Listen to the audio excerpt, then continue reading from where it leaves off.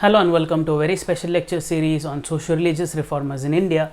In today's class, I'll be dealing with some of the important facts as well as contributions associated with none other than Gopal Krishna Gokhale. So let's get started.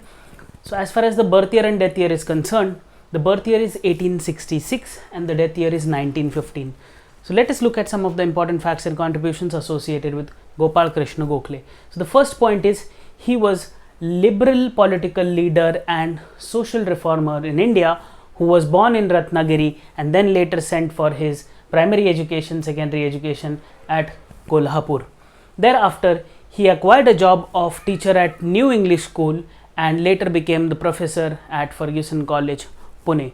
Thereafter, he also joined and became the member of Indian National Congress in the year 1889. Later on, he also became joint secretary along with Bal Gangadhar Tilak in the Congress in the year 1894 and finally became the president of the Indian National Congress at Banaras in the year 1905. This is his association with Indian National Congress.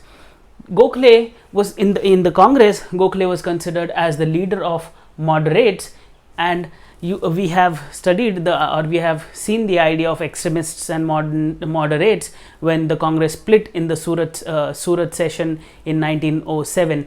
So therefore, specifically, Gopal Krishna Gokhale was considered as the leader of moderates, and therefore he supported the idea of constitutional reforms to bring about self-government in India. On the contrary, Bal Gangadhar Tilak was an extremist, and therefore they had an idea of revolt against the British so as to gain something called as self-governance in India.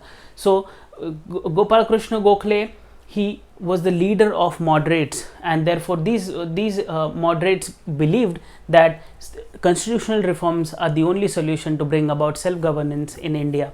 Thereafter, he was appointed in the year 1899 as the member of Bombay Legislative Council. Thereafter, we also see that he was elected as the member of Imperial Legislative Council of the Governor General of India in the year 1901. Thereafter, we see Muhammad Ali Jinnah calling him or acknowledging him and express his desire to become the Muslims Gokhale. So therefore, we see that his political ideology or his political struggle to be in the socio-religious reform movements in India is really acknowledgeable. Thereafter, Tilak also called him as the diamond of India and the jewel of Maharashtra.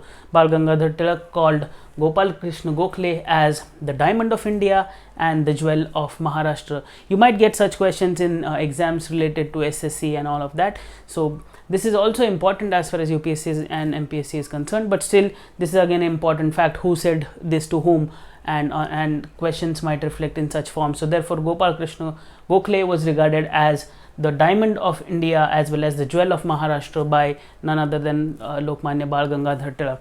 Thereafter, we also see that he founded one of the very important institutes called as the Servants of India Society in the year 1905. This happened in Pune. Now, the intention of starting this Servants of India Society was molding of young and selfless social workers and also to promote education and knowledge in India per se. And Mahatma Gandhi was not a member of the Servants of India Society, which was founded by Gopal Krishna Gokhale at Pune in the year 1905. This is very important. They might bluff you by giving statements which of the following is true or false with respect to Servants of India Society, and they might give you a statement saying Gandhiji was a member of Servants of India Society. He was not, but rather he was very keen of the idea or the ideas of Gopal Krishna Gokhale, and Gandhi acknowledged Gopal Krishna Gokhale as his guru in political life, or guru or mentor and guide in political life. So therefore, we see that Mohandas Karamchand Gandhi acknowledged Gokhale as the guru or as his guru in political field or political life per se. Thereafter, Gokhale played very important role and leading role in bringing about the Morley Minto reforms, which was the beginning of constitutional reforms in India. Therefore, we see this moderate ideology of the split happened in Congress in the Surat session, and this moderate ideology that only constitutional reforms for self-governance is important rather than revolting against the Britishers, and this culminated into Morley Minto reforms, which were initiated, and it was a very important landmark decision which started the constitutional reforms in India, and Gokhale played a very important role and leading role in bringing about the parliamentary reforms. Thereafter, Gandhi also described Gokhale as pure as crystal, gentle as lamb, and chivalrous to a fault, and the most perfect man in political field. So this is what Gandhi describes Gokhale as: pure as crystal, gentle as lamb, and chivalrous to a fault, and the most perfect man in political field.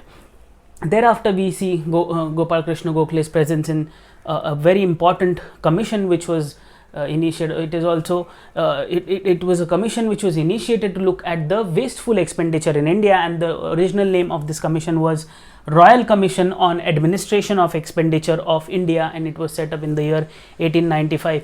And a very important thing is that Gopal Krishna Gokhale was the member of that Royal Commission, which was to look into the wasteful expenditure in India per se. And this was the original name of the commission, Royal Commission on Administration of Expenditure of India, and it was in 1895.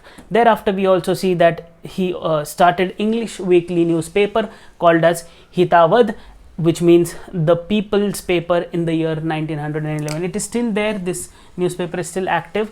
This I think this happened in Nagpur. So Hitavad is the newspaper, English newspaper, weekly newspaper, started by none other than Gopal Krishna Gokhale in the year 1911. Thereafter, we also see that he was the associate editor of Sudharak.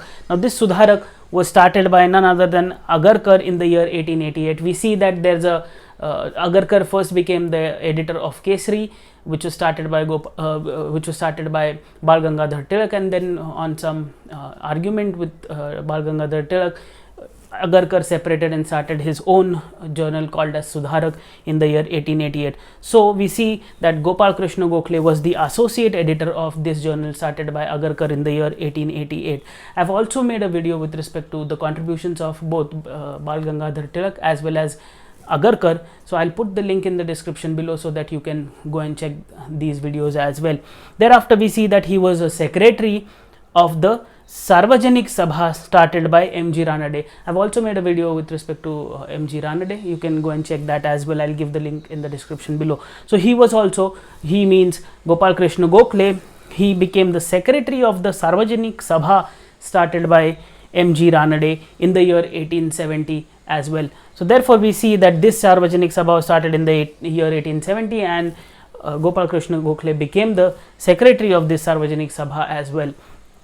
And lastly, he was also the secretary of Deccan Education Society, which established two important institutions. One is Fergusson College and the other is New English School. And we see that Gopal Krishna Gokhale he acquired his first job as a teacher at New English School, and then later became professor at Fergusson College, Pune. So these are some of the facts as well as contributions associated with none other than Gopal Krishna Gokhale.